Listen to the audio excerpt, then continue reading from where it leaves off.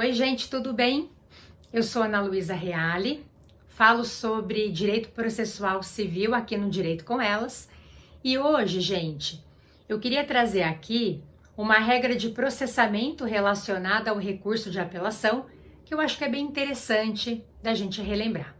Então, vamos imaginar que tenha havido uma apelação interposta de uma determinada sentença proferida, e aí a nossa lei estabelece que o apelado, que o recorrido, vai ser intimado para poder apresentar sua defesa nesse recurso interposto.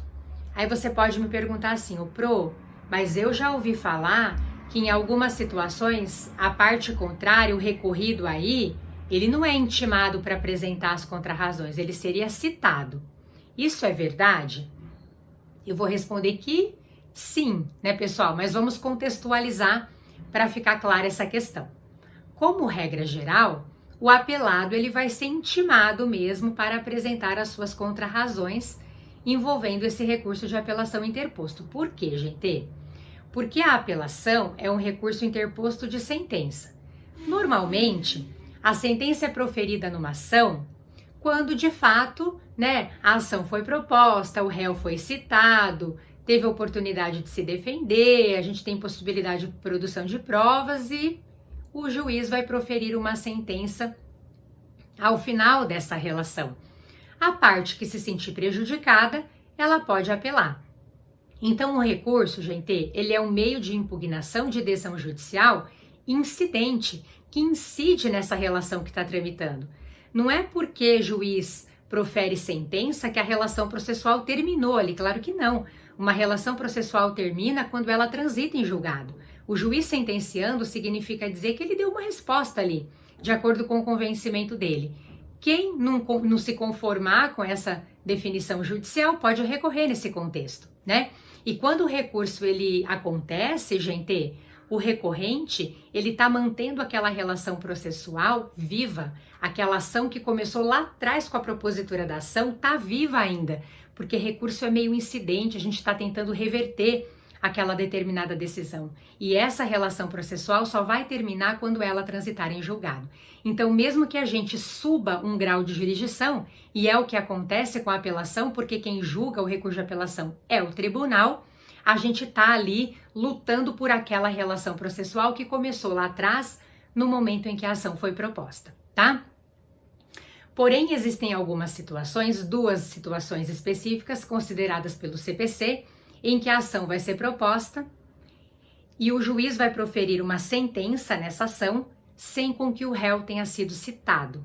E aí, gente, a lei também é expressa ao nos dizer que cabe a apelação dessa sentença proferida pelo juiz sem com que o réu tenha sido citado e se eventualmente o autor nesse contexto, né, o réu não foi citado, o autor está no prejuízo aí. Se ele interpuser uma apelação, e se o juízo de primeiro grau não se retratar, nesses dois casos que eu vou citar aqui, de maneira excepcional, a lei admite a retratação do juízo de primeiro grau por ocasião do recurso de apelação interposto, porque como regra geral não tem retratação em apelação. Nesses dois casos isso é possível, né? Então, se o autor manejar uma apelação nesse contexto, não havendo retratação pelo juízo de primeiro grau, a lei determina que o réu que não foi citado para a relação seja citado agora para responder a esse recurso, pessoal. Então, como o recurso é meio incidente, ele incide, muito embora a gente suba um grau de jurisdição, como ele incide naquela ação que a gente está lutando por ela, nela o réu não foi citado.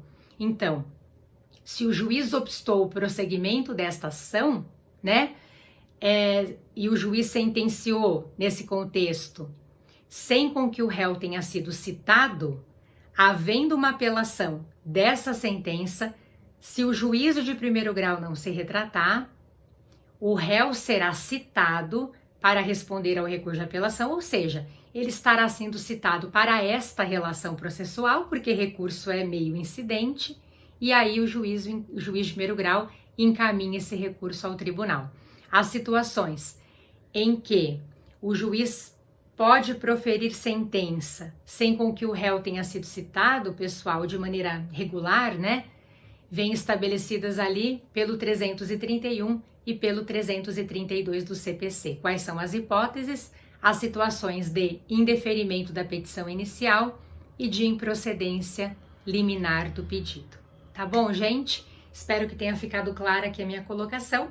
Muito obrigada pela audiência de sempre, um beijo e até o próximo vídeo.